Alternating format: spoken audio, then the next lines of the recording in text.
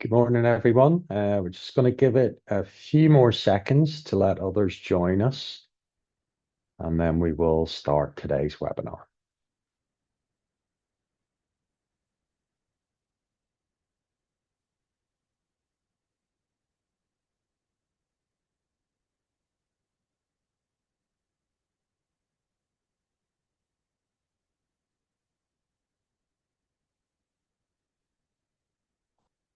Okay, I think we'll begin. Good morning. Very warm welcome to everyone who's joining us today for today's webinar, led by the Greater Manchester Business Growth Hub. My name's Colin Brew. I'm Head of Strategic Partnerships here at the Greater Manchester Business Growth Hub. And today's webinar session, we will focus on the challenge of business planning. Just for our audience, just be aware that today's session is being recorded. We're aware that there's a number of businesses who aren't able to join us today. So obviously, by recording the webinar series, it ensures that we can allow as many people as possible to watch back. So a warm welcome as well to anyone who is watching a recording of today's session. It's great to see the numbers going up in our audience. Good to have so many of you with us. And today we're going to hear from a panel of business specialists in the area of business planning specifically. And I'm confident that you'll be able to take something away from today's discussion that you can implement within your own business to create a positive impact. Or it may be that we're just encourage you today to reach out to see what support's available to you in this key area of business resilience. But first of all, I just want to set the scene and talk a little bit about the support that's available to businesses, not only through the Business Growth Hub, but the wider business support landscape. So our Here for Business campaign is Greater Manchester's recognised business resilience approach, providing reassurance and targeted support for businesses in need. The campaign is focused ultimately on providing support around those key areas of concern and specific pain points that businesses are telling us that are affecting them. And those themes are managing costs, increasing sales, managing finances, business planning, and employment. And along with our local authority and business support partners across Greater Manchester, including business representative organisations, Business Growth Hub partners, and wider stakeholders, we have been delivering a series of webinars around the fundamentals of doing business in 2025. Now, we very much encourage audience participation in our webinars. You can drop comments and questions into the chat as we go along, and we'll have the chance to ask some of those audience questions towards the end of the webinar. Now, the Greater Manchester Business Growth Hub is Greater Manchester's business support organisation, and we very much exist to improve lives in communities across the city region by unlocking the potential in businesses and driving growth in the economy. And we do this through our UK Shared Prosperity funding. We provide support across a wide range of services. The slide you can see in front of you provides you an indication of those areas of support that we focus on, those being sales, funding, people, sustainability, innovation, and of course, enterprise and growth. We also provide support across those key sectors of Greater Manchester, and our place-based teams across all 10 local authorities, alongside all of the support that you can see there, helps to drive productivity, supports the creation of jobs, and ultimately creates inclusive growth across the city region. It's important to stress that all of our support is fully funded, so it comes at no cost to the business, other than, of course, the time that you invest in gaining assistance. It's also important just to flag to you the wider business support landscape. There's a wealth of help and support out there for businesses. And we work hard at the Growth Hub to form alliances, partnerships, and collaboration with other providers of support, really to ensure that the journey from a business perspective is as fluid and supportive as possible. So it's really important for me just to take the opportunity now to thank all of our partner organisations for their contribution to the campaign. Now, of course, Greater Manchester prospers across a number of sectors and across a number of businesses. And in recent times, we've got a lot to celebrate. We lead the way in many areas of the national economy. We have some incredible assets, and business confidence actually remains relatively high. But of course, many businesses are indicating that challenges remain. And today's webinar gives us the opportunity to touch on the key area of business planning and how robust planning can assist in the navigation of some of these challenges. Now, to assist in today's exploration, I'm very fortunate to have with me four colleagues who are specialists in this field. Now, we're going to find out a little bit more about them, what they're doing to drive productivity and economic growth in their daily activities, and maybe find out some examples of the types of businesses that they're working with and supporting. I mentioned before, we really do want audience participation. There's no such thing as a silly question, so please do interact with us. Or if you prefer, reach out to us after today's webinar to gain any assistance or signposting to the support that's available to you. But that's enough from me. Let's welcome our panelists into the room. So if I could ask our panelists to join us on camera, that would be great. Great to see you. So we are delighted to have with us a specialist panel of four. We have Dr. Anne Mulhaney. Anne is the Associate Professor of Change Management at the University of Salford. We have Christiana Hutchinson, the founder and chief executive of Wealth Teck, growth strategy specialists. We're delighted to have Paul Corcoran. Paul is the chief executive and founder of Agent Marketing, a deep purpose and full service marketing agency. And we have our very own Yvonne Sampson. Yvonne is our head of enterprise here at the Greater Manchester Growth Hub. So let's find out who our panel are and get them to introduce themselves. So I'm going to come to you each in turn and just ask who you are, who you work for, and what your, I suppose, role is in terms of supporting businesses. So I'll come to you first, Christiana. Thank you very much, Colin, and it's nice to see all these names, labels out there. So first of all, pardon my French, but I'm delighted to be here today. My name is Christiane Hutchinson, and I run a business called Wealth Teck. I am the founder, CEO, and I've been working as a strategic management consultant for over 20 years, but 18 years in the specific area of building businesses. This is really what motivates me. I worked across startups, scalable businesses, turnaround, and really my philosophy is every entrepreneur deserves more from their business. So what does more means? It's the value that at some stage in the future you could call upon when you decide to exit, retire, or want to do something else. So if I tell you that only 10% of small businesses listed for sale actually sell, and while 80% of business owners, we all say, well, my business is my pension, only 4%, based on the Institute of Directors, actually work on their business. So the other reality that I've noticed is entrepreneurs confuse exit strategy with an exit date. So they arrive unprepared. So this is my mission. The mission of Wealth Tech is to help entrepreneur, business people, fellows to grow value in a bottom-up fashion, in an intrinsic way. So the value is created from within and not a market opinion only, so that when time comes to exit, maximum value can be achieved. So we start planning, business planning with the end in mind. And I think in these uncertain times, it's very important.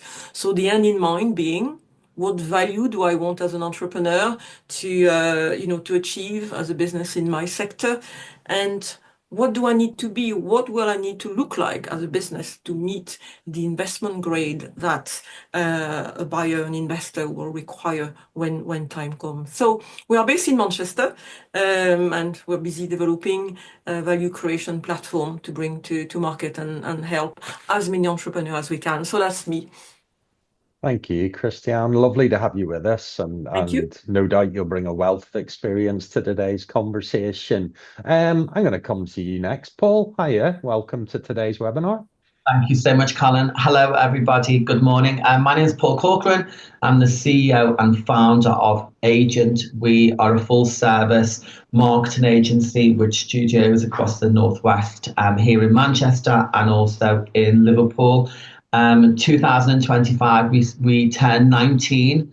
So I started and founded the business Goodness back in 2006. So no, and I've been where many of you are, or and kind of got the t-shirt, if you will. We are very proud that we are in the space of good business. We love to work with business owners and leaders who are looking to drive positive change. And we do that across a number of sectors: transport, logistics, connectivity, net zero and sustainability. But also just people who are looking to use their business for good, still drive, profit, and still absolutely believe that businesses can see people do well. But actually, how do we make sure that we share all of the goodness that comes out of our enterprise and efforts? Oh, that's great, Paul. Sorry. Yeah. No, that's fine. I mean, I'll talk about it a little bit later on. 11 years ago, we set up our sister not-for-profit, which is Agent Academy, which has supported hundreds of young people from across our regions into the digital, creative and tech sectors. No, and I'm glad you got that, Paul, because the work that the Academy does really is incredible, and no doubt has changed the lives and employment direction of many young people. So thank you for what you do, Paul, and thanks for being with us today. It'll be great to pick your brains a little bit more. I'm going to come to you, Anne, next. Thanks, Colin. Good morning, everyone. As Colin said before, my name's Anne Mulhaney. I'm an associate professor at the University of Salford, and I live in the Centre for Sustainable Innovation. It's a new part of the business school at Salford. We've been around just over a year, and we predominantly work with small businesses across the region. We work with large ones as well, but we predominantly work with small businesses. And I've got many roles within the organisation, but one of the big ones is that I lead our Help to Grow management programme. And if you have never heard of Help to Grow, that's shame on you. Help to Grow is a national programme. It's not fully funded, but it's 90% funded. It's a government programme, government-led programme. It's aimed at small businesses who've been running for more than 12 months and who've got 5 or more staff. There's an alternative to that if you've got less staff, and there's an online provision called Help to Grow Essentials, which is also available. But I've been running Help to Grow for a number of years now, and not only at the University of Salford, previously in another role at another university, I led the Help to Grow provision there as well. So over that time, I think I've seen about 250 odd businesses through the programme. And they're from every sector, from every size of organisation, some from that 5, right up to people who are, just reaching that top level of an SME with 200 plus staff. And it's got something for everyone. It's a 12-week programme. And I think when it was first launched, it was classed as a mini MBA. But it's an MBA written for businesses. It's not an MBA which is purely academic. It's really practical. And at the end of that programme, and the conversations we're going to have today, is about putting together a growth plan. And you'll hear, I think for sure, the importance of planning in your business. If there isn't a plan, things don't tend to happen. Or we can't really reflect on how well we've achieved because we don't know how far we've come. So it's an important part. One of the other things I do as part of my role in the university is I run our innovation programs, and that's where organisations who want to innovate come on a 3-day design sprint with me. And again, that innovation leads to success, and innovation in itself needs a lot of planning to make sure it's effective. So it's great to be here today, and thank you, Colin. No, thank you, Anne. Clearly, Anne's a very busy person, isn't she? But, just to sound out the work that you do at Help to Grow, really an incredible program, actually, bringing that peer-to-peer approach together. And it's great to see Jen in the chat also advocating for Help to Grow. So thanks for everything that you're doing for businesses in GM, Anne, and thanks for being with us today. And finally, last but certainly not least, we have our very own Yvonne Sampson. Hi, Yvonne. Hi, you okay? I'm good. Yeah, so my name's Yvonne Sampson. I head up the enterprise and growth team within GM Business Growth Hub. And fantastic speakers. I feel like, embracing all that you've all said and shared, and I fully agree. That entrepreneurial mindset is very much focused on the business. And sometimes it can be at a cost of forward planning. So you're so passionate about putting your business into practice. But where our team comes in, we've got a growth team of 6 advisors who've got fantastic experience in lots of different sectors. So that we have advisors that support you if you work in the retail, the early years sector, the construction or hospitality, or financial and professional services, or the care sector. So we're very much targeted at those sectors. So I'm looking for a show of hands to see how many people actually in the room today have a business in any of those sectors. And the advisors really can offer you one-to-one support and really to gather and assess what your needs are and really develop an offer that supports your needs. And they're there to help you to forward plan and grow your business. And like Anne said, there are loads of different programs out there that complement that, and we work quite closely with the support that Salford do in the Create Growth as well. So we try to complement the support there. We also have the enterprise team, and that's for the smaller businesses under the Enterprise New program. So if there are sole traders on the call today or freelancers, again, we can offer that one-to-one support. But collectively, we're talking about business planning here. And there's all different aspects of business planning, from a business plan to secure financial or investment. But also the smaller businesses, it can just be one sheet of paper and if you like, looking at where you want to be in the next 12 months. So there's all different aspects of what kind of business planning. We also offer workshops on that as well. But what is quite unique is all the offers that we have are free to yourselves. And as I always say and advocate for GM Business Growth Hub, we're like a one-stop shop. We'll find out what your needs are, and then we'll bring in the relevant expertise of either the universities or outside partners that we work with, or internal, what we can offer to support your business and help it develop and grow. Thanks, Yvonne. And, that's such a relevant point around our ability within the Growth Hub to connect into other organizations and agencies.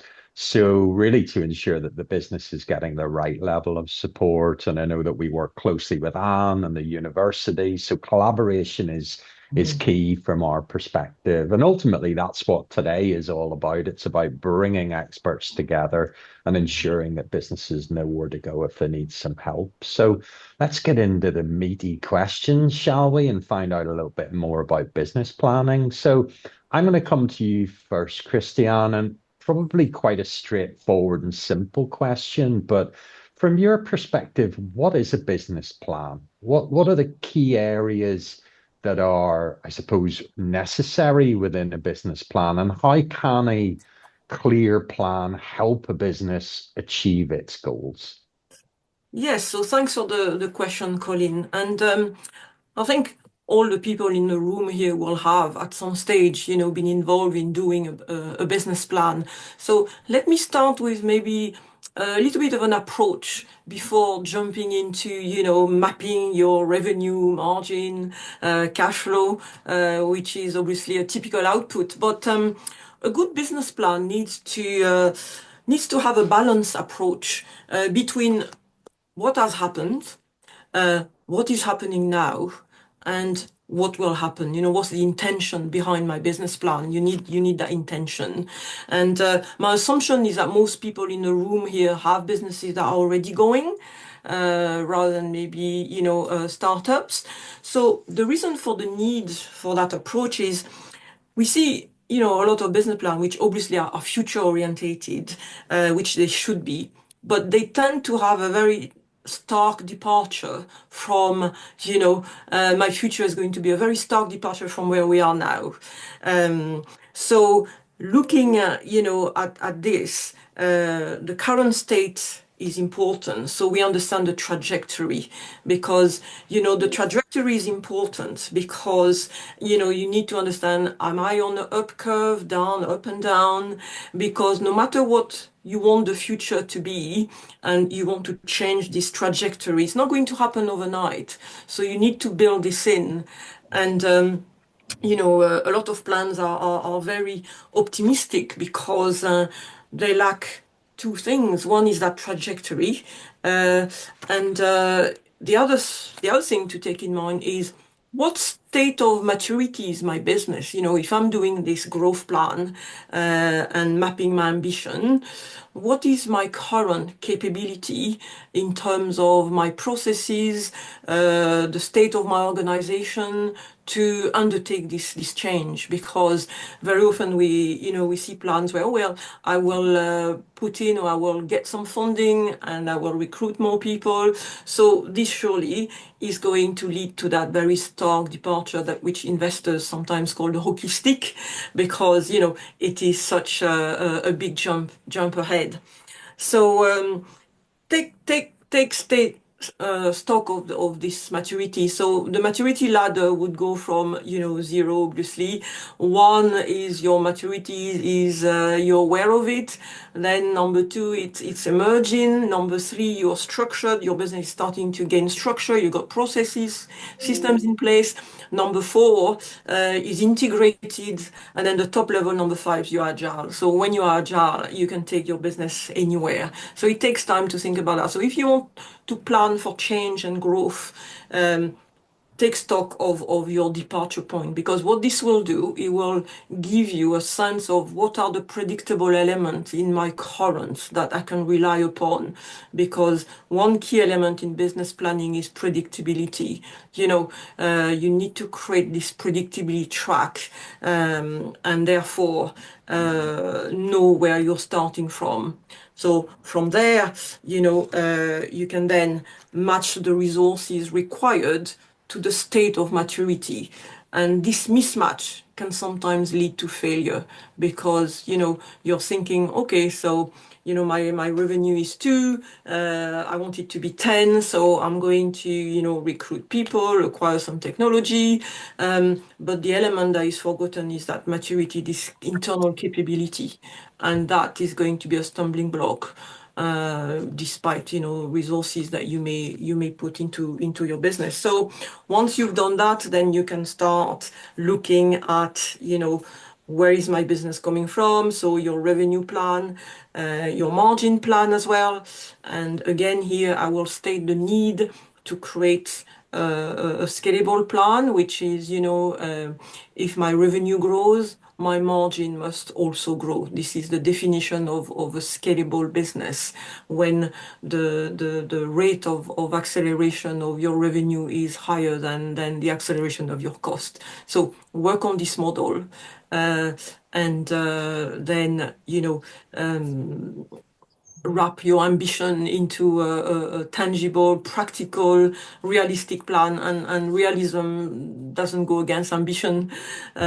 So these would be my tips to approach your business planning. So a good plan would have this, a very clear starting point, a stated ambition, where am I going to, and have the key milestones that you're going to achieve, supported by a capability plan to achieve those objectives. Don't see those objectives in a vacuum.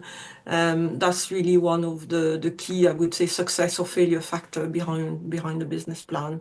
Thank you, Christiana. That's really helpful, and that element of that maturity ladder, definitely something to think about. And Anne, I know that you work with a varied range of businesses and students, businesses of all Yes. shapes and sizes at the Yeah. Center for Sustainable Innovation. And I suppose I'm especially interested in your work on Help to Grow, which, as we've said, brings together cohorts of businesses in a peer-to-peer setting.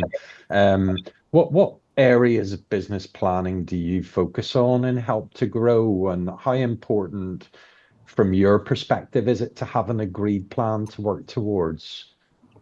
It's a really interesting question, Colin. It's fascinating listening to Christiane because all the things she was talking about is absolutely true. And the Help to Grow program is structured in a way that there's a lot of reflection as part of the journey. So over 12 weeks, we start by looking at that, looking inside the organisation, seeing where we are today with our people, our processes, our finances, and so on and so forth.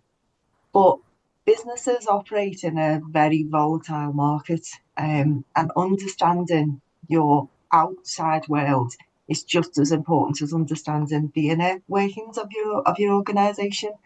So what we do on Help to Grow is give people lots of practical tools to help them to do that reflection. So you're building up a model of opportunities that have come your way. So we look a lot about environmental scanning, looking at what initiatives are coming in your market. And you're quite right.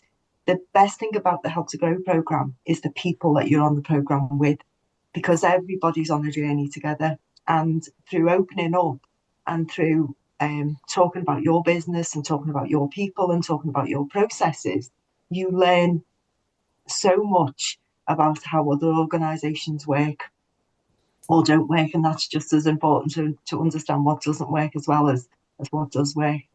But that journey of taking people with the tools on the 12-week journey of reflection and planning to get to the end where they have a very simple plan, because we don't want to complicate it. A lot of people, when they come on Help to Grow, have been in business for a long time, and many of those people will have written a business plan when they started off. And when I ask them to reflect on their business planning from a while ago, they forget the value it had at the time because it was put in a drawer and forgotten about. Because the reality is, you just get busy doing business, and success leads to more business. And they then get out of the habit of doing proper planning, and it doesn't have to be complicated. We have an analogy that we say you need to spend time working on your business, not work in your business. And I'm sure every person who's been through the Help to Grow program has heard that by someone on the program at some point in time. And what's fascinating is they come out of their business once a week for a couple of hours to reflect and to take that journey and that time to reflect where they are today. So exactly what Christiana was talking about there. Then you can identify and validate what opportunities you have and put them into a plan. But the really most important thing about a plan is reflecting how you're going against that plan and being able to adjust if things are not going as planned. So it's just as important to continuously reflect and make decisions quickly. That's the value of success. So simplicity, flexibility, and reflection ultimately. And I think, that I suppose the key thing about Help to Grow is being in an environment where you can bounce things off other business owners, business leaders, and, really get an understanding of what others are doing. Because I suppose it can be a scary prospect, business planning, and to some degree, what do we include in our business plan? And Paul, I know that, you, as you said, you've been doing what you do for many, many years. And I suppose on a reflection, marketing gets overlooked at times within a business plan, Paul. So why are some businesses hesitant to initiate a structured marketing plan? And how important is marketing to the delivery and ultimately the success of a business? I mean, obviously, as running a marketing agency, I'm going to bang the drum for the importance of marketing. It's the most important thing in all of it. But you know what? It's about temperance, about making sure that all the various different elements of your business are given equal care, equal weighting, and equal investment of time and resource. But the marketing plan, I mean, I'm more interested in the creation of the marketing plan and the value that that can bring, as opposed to the final product, which is equally important. And to Christiane's point and to Anne's point, the marketing plan really is about horizon scanning. It's about thinking, where do we want to be as a business? How do we want people to think about us? How are we going to operate in this space? And what are the things that we need to do in order to make those things happen? In the creation of a marketing plan, the answer is in the title, Marketing the Market. So it's not about sitting at your desk and thinking, oh my goodness, how do I get this service out there? What will people want? And almost having to imagine what your customers or stakeholders or partners or clients will want. The opportunity with the marketing plan is to go to the market and work with them. So I'm a big believer in engagement. I love what Anne's just said about that cohort coming together, because when you've got a group of people who are, potentially not your customers, but they are other people to bounce ideas off, they're people that you can engage with, to say, I've got this idea or I've got this service, I want to be, delivering it to accountants, say, for example. Can you put me in touch with some accountants that will enable me to be able to test this hypothesis? Where do accountants find themselves? What event should I be at? What networking group should I be joining? How should I be communicating with them online? So it's a number of things really. Where do you want to be? How do you want to position yourself? How are you going to engage with people and stakeholders in order to make it happen? And then it's about less but better in the marketing plan, because we are all marketers now. We've all got phones and laptops, and everyone can do a beautiful job of getting photos and videos and reels and everything else out there. But the key for this is are we doing what's right by the business, or are we just being noisy, busy fools? The marketing plan should enable us to really think about this. I'm a big believer in less but better. What can you do really, really, really well that packs a punch, that delivers what your plan needs it to deliver? And my final point about the marketing plan is everyone's frightened of these things because they're deemed other. That somebody comes along, often with a business suit on and a briefcase, and they turn up and they deliver a business plan for you. No. Your plan is your plan. You can have it. Your plan could be a series of images on a wall. It could be a mood board. It's no different. The idea of a plan is something that you own, that you understand, that you feel really confident about, and what makes you get up in the morning and deliver your business. That's the most important thing here. So it can be, I love business canvas models, where you've got a plan on a page. I love a mood board, but I also equally love a really, really long, detailed business plan that gives you the detail and absolutely everything to do with your business. The most important thing, is it real? Is it right? And is it relevant for you and your business? Brilliant, Paul. Thank you. And I'm sure our audience will take away from that it doesn't have to be, as you say, a guy in a suit delivering a piece of paper. It can be whatever that business leader or owner wants it to be. And I think your other point, Paul, around bouncing off others, and I know Anne's touched on that. And I suppose that brings me to yourself, Yvonne, in terms of the work that you and your team do, because ultimately your advisors are there to be that point that a business can bounce ideas off. So your team, Yvonne, are working with a wide range of businesses from sort of early stage right up to those seeing ability to scale. So what does your service offer around business planning? And do you have any examples maybe of times where your interventions have really created a positive outcome? Yeah. Firstly, can I just say, I'll just take some points from what everybody has actually just said, and Christiana and Paul. And I fully agree that you've got to keep it simple. You've got to work out the how. Where do you want to be? So it's like, where do I want to be in 6 months? Where do I want to be in 12 months? Where do I want to be in 3 years? And I think it's a case of, and I agree with Paul, sometimes we can be guilty of being busy fools. And at the end of the day, when you're running your business, and as Anne said, sometimes you're so in your business that you're not giving yourself time to step out of the business and take that reflection to where you, and sometimes it's that thing of just reminding yourselves, why did you start your business in the first place?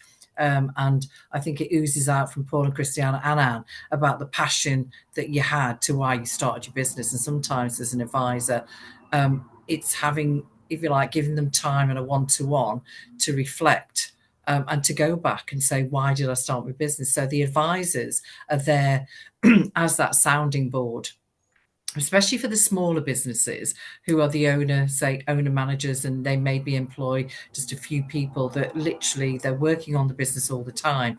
And for an advisor to go in and just be that sounding board for them to say, well, why did you start your business? What, are you where you want to be?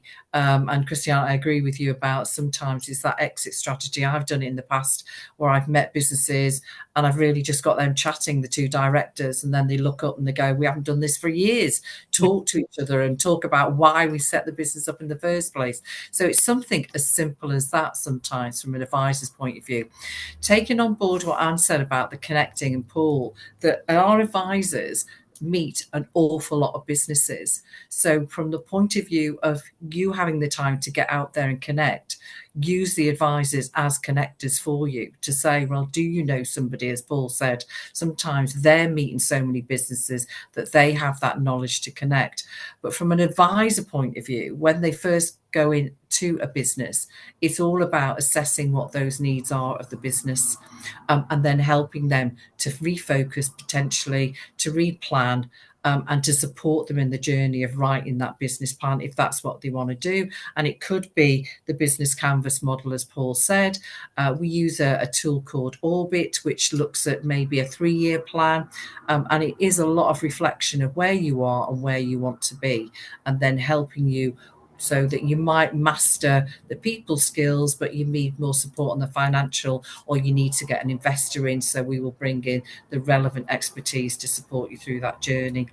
With regards to a couple of examples, I've actually got 2 from yesterday that one of the advisors shared.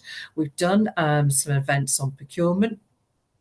And the advisor has shared that 2 of her actual clients have actually been successful in procuring some bids on the public sector, and that is in the care sector, and that's hot off the press yesterday, which is amazing. And they basically said that the advisor had given them the confidence to actually go and bid for that work. And sometimes it can just be as simple as that they wanted to grow the business, they needed to secure some future funding, and they wanted that support on how to actually do that.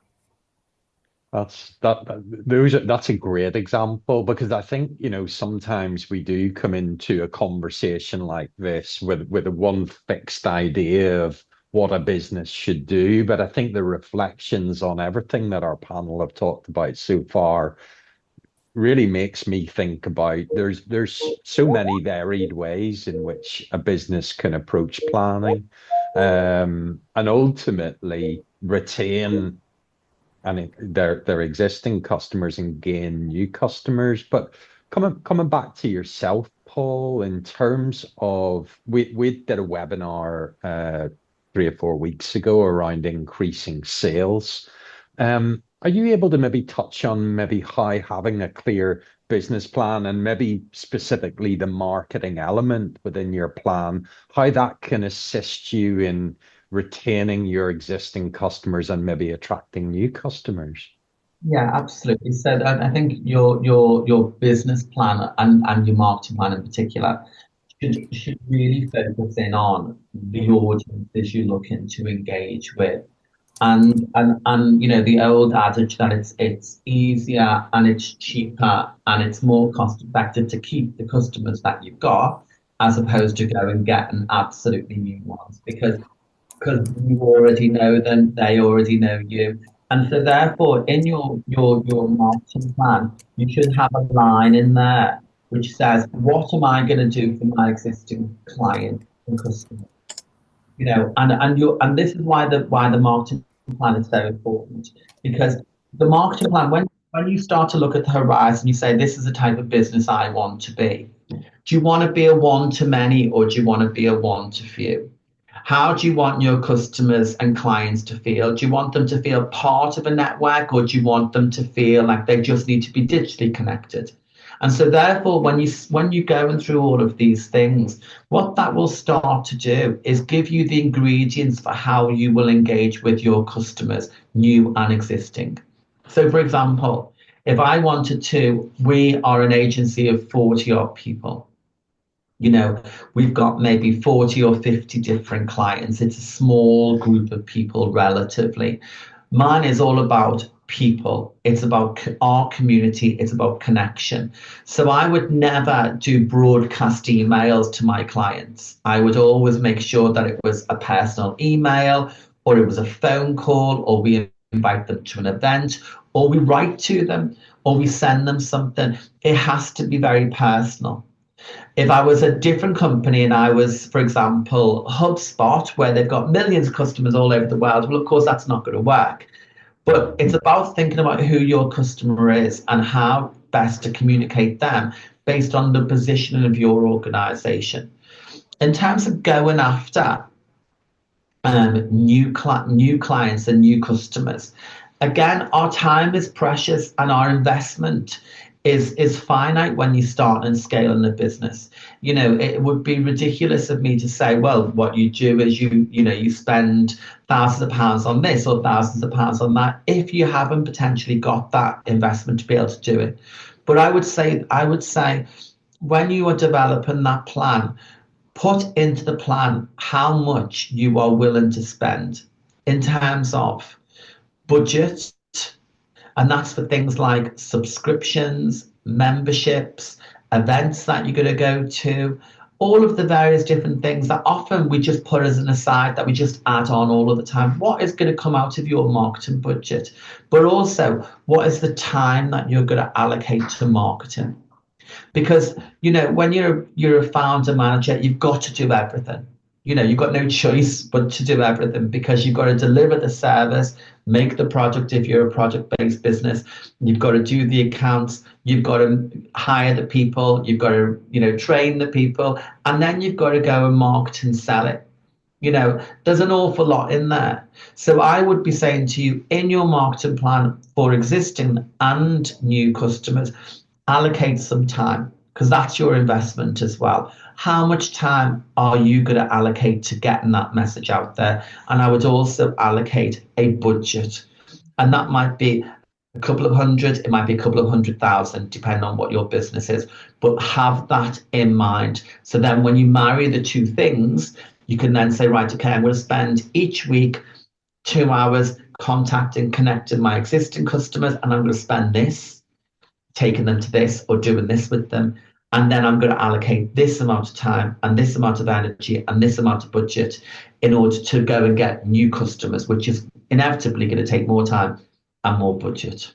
Yeah, and that personalized approach really, as a customer, it's really impactful, isn't it? But I think that the other thing I took away from what you just said, Paul, is actually knowing what you want your business to be, knowing the types of customers that you want to work with. And I won't elaborate now, but I heard you speak at an event recently, Paul, where you talked about actually turning down business because it wasn't the right type of customer for you, and you positioned the agent to take that approach. But that must be challenging at times, Paul.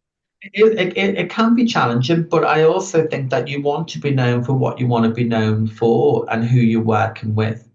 And inevitably, when you are a small business, you have to make tough decisions, and that's in recruitment and that's in absolutely everything that you do. So why would it not also be in the customers or clients that you're working with? Because birds of a feather inevitably flock together, don't they? So that for the communities and networks that you are part of. And if you want your business to be evolved in a particular area or sector or industry or geography, then it's really important to build your plan in a way that emulates and positions you in that way going forward. Thanks, Paul.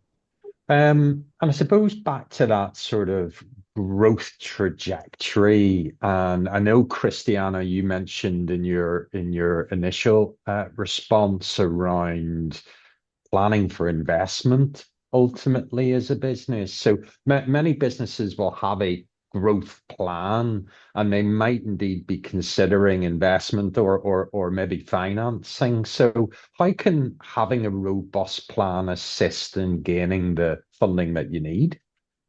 Yes, so thank you for the question, Colin. And I mean, what's interesting through all this is we are joining quite a few dots between us, Anne, Yvonne, and Paul. So if we look at planning for investment, one of the thing I notice most is when business owners are seeking funding, they forget actually a very big fact. The fact that, or they forget to spell it out, or maybe they don't understand the fact that investors will need their money back at some stage, because they can be, as Anne, said, very self-involved, in the business. They are in the business and they are driven by the needs, and they forget to lift the head and think of the end in mind. So if you're looking for funding, think of the investor. And in order to get their money back, those investors will need a trigger to release that capital value. So you need to think of two things. How am I going to grow this funding that I want to attract? So how am I going to be able to give more? And what will be the trigger event for me to do this? So you need an exit at some stage, for that investor or for the business. The plans that business owners tend to do would spell out the profit and loss statement going forward, the cash flow, the balance sheet, but not how the investment will be recouped, because the need for the business to grow the capital value is not always considered. People will look at revenue and margin, but that growth in capital value is not considered as much as it should be. So there are two different paradigms, and growing revenue and margin will, provide an output which is, you've all heard of the EBITDA, which is, your earning before interest and tax. So this is once you got your revenue, you take out all the cost out and deduct tax and so on. So it's what's left there, your EBITDA, and that demonstrates a certain level of productivity in your business. But there is another dimension, which is if you go beyond that, very often business owners will stop their planning there. Okay, I've got a margin, so I'm okay. But they need to think of, okay, what's beyond that for an investor? And the investor will get the money back, not just from that, but from the surplus cash, that you're going to create from the business. And the way we describe it to business owners is if you go to Tesco to do your shopping, you will be able to pay your food bill with surplus cash, but you will not be able to pay your food bill with an EBITDA. So surplus cash is really important, and that's where the capital value will come out. So there are are different ways to, to release this surplus cash and capital value. So the operations look at, operational productivity, obviously, but there is capital productivity that you also need to look at. And the way you achieve capital productivity is about managing the risk element of your business that will grow that capital value. And what an investor would look for would be, say, I'm going to invest 100 into business A, or should I maybe invest it into business B? So the first thing they're going to think is, what is the market opportunity? And the market opportunity would be an equity lever, as we call it. We've got about 12 that we've created a framework around those. So the risk management about the market is, are you in a sustainable market? If I invest into company A 100, will I get a return? That they consider this even before they consider the company itself. So which industry are you in? So make sure that when you do your plan, you are able to address that you are, in a growth market, a sustainable market, without risk of obsolescence in the future. Because if there is such a risk, you need to address it, quite quickly. And as Anne was saying, a good business plan helps you to make decisions very quickly and react to the environmental risk out there. So that's one. And in terms of the market risk as well, linking to what Paul was saying about, do a marketing plan. There are different ways to look at growth and the revenue. So I could give you two examples. Say we have company A with a revenue of 100, and this revenue is made up of an eclectic range of businesses spread across industries, and different type of customers, and you could say, well, it's good because my risk is well spread. And then you have company B with a revenue of 100, but this revenue is made up from companies in maybe 3 segments of the markets, and the way they have grown their revenue is in relation to a market share that they are seeking to grow, because those 3 segments are really well positioned in that market share, and they are on a trajectory to acquire some market share. So the investor will look at these 2 businesses and say, well, if I invest, into company A across a wide range of sectors, industries, it's a bit eclectic. How am I going to get return on investment? Because it's about growing revenue. So hopefully, revenue will grow, but I'm not too sure. This company has a market share strategy and seems to have a real segmented approach. And I know that if I put money into this business, there is an available market that they are going to gain a share of, and they are on track to achieve this. So this is a way to manage risk, and there are 12 key areas of managing your risk. So it's about the opportunity. Then they look at the value proposition. How can I create differentiation in my business? Do I have dependencies? Is my business dependent on me, the owner, or on a key member of staff, on a supplier, on the market? So the less dependency, the better the valuation for the business will be. The better the market you are in terms of sustainability, growth rate, the higher the valuation will be. And again, to echo what Anne was saying, are you people well aligned behind the business objective? Do you have a people agenda? Is your business integrated in terms of, achieving operational excellence, where you are delivering a top customer service at obviously in a very lean way, so at a profit. So these are equity levers. These are all about the risk management of the business. So they don't make you work harder, they make you work smarter. It's how you're going to achieve, the numbers and address your capital productivity. So that you can then spell out to an investor this is how we're going to achieve operational productivity, and this is how we're going to achieve capital productivity. And you can demonstrate that you have the dual approach and you're thinking about them. And then you would have to spell out in your plan, this is how we would propose if you are putting 200 in our business, this is how we propose you would get it back out. And given the capital growth plans we have, you could get a return of X. So as you can see, these projections go beyond the P&L, the balance sheet, the cash flow. So it's to add those extra dimension to the plan.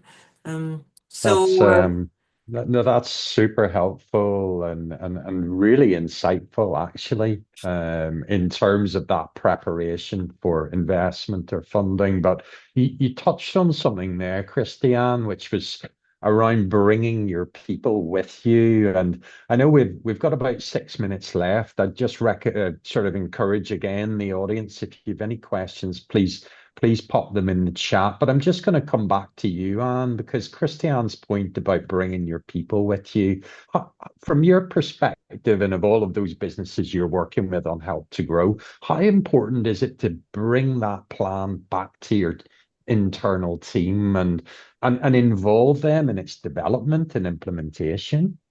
I think that's the point, Colin. It's making sure your staff are part of that development of that plan, not taking it to them. It's not your plan, it's our plan. As a business, it's really important. And some of the people in the business will have great ideas that you possibly have not thought about, that you can put into the plan. They might have connections, they may have new skills that you've not even, uncovered as you've gone through with working with them. So bringing the people with you is important. So involving them in the analysis. Where are we? Where are we now? What are we doing? How well are we doing? Even if it's not as good as you think you're doing, bringing everybody to know that position really helps with them going with you when you're trying new things. As Christiane said there, it's all about taking risk. And as we go into new markets, we're taking new risks as a business and we're putting a lot of effort into that. And when we've got a team around us, they're taking that risk with you because if we do the same thing, we get the same outcome. But if we take a bit of risk, we might get a better outcome, which is what we're doing.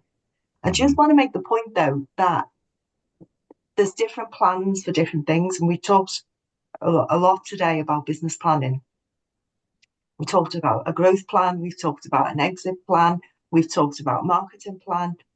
Having a plan with all those elements in is important, but it's working with it and reflecting on it that's really important as well.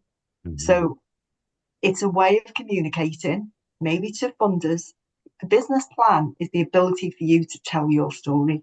And as Christiane said, a funder will want to hear something different. They want to know you understand your business and your market effectively so they can invest in you. The trust is there. Marketing is storytelling, and that planning of your marketing is about putting yourself out into the communication with your existing customers and the potential new markets that you want to go into. And that is all about the storytelling. And it's just as important internally.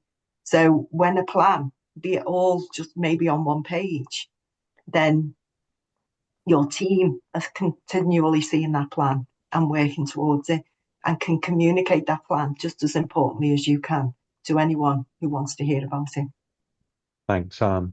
A couple of queries in the chat. First of all, around is there a generic template for a business plan? I think the answer to that would be, please do reach out to the Business Growth Hub. Our inquiries team will signpost you to the right advisors to give you advice on that. I suspect there's lots of templates out there, but I think the advice bit that Yvonne referred to is really important. So please do reach out via our website. We have a chatbot, an AI chatbot, which will direct you in the right direction. I'm also conscious of time and panelists' other commitments today. We have had a question in specific for Christiane around personalized travel. What we'll maybe do is take that question away. I'll forward that through to Christiane and she can respond to you directly if that's okay. I'm just conscious we only have 1 more minute, so we will close the webinar now, if that's okay. As I say, there is a lot of support out there. Please visit our website. Please give us a call.